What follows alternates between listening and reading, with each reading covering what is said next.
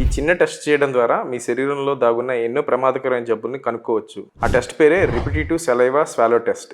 అసలు ఇది ఎలా చేస్తారు? 30 సెకండ్స్లో మీరు ఎన్నిసార్లు మీ ఉమ్మి మింగగలరు అనేది ఈ test. Without food, without water మీ వయసు కనుక 40 ఏళ్ళు ఉంటే 8 సార్లు కనుక మీరు చేయగలిగితే మీరు నార్మల్గా ఉన్నట్టు.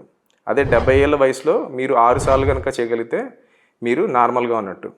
సో ఈ నెంబర్ కనుక మీరు రీచ్ కాలేకపోతే మీకు డెఫినెట్గా స్వాలోయింగ్లో ప్రాబ్లం ఉన్నట్టు.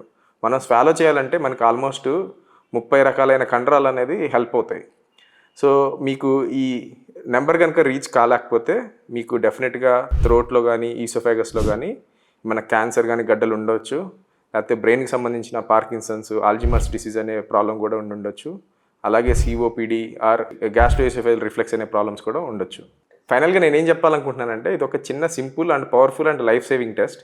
సో ఈ వీడియో అయిపోయిన తర్వాత మీ కౌంట్ ఎంతో నాకు కామెంట్ బాక్స్లో కామెంట్ చేయండి.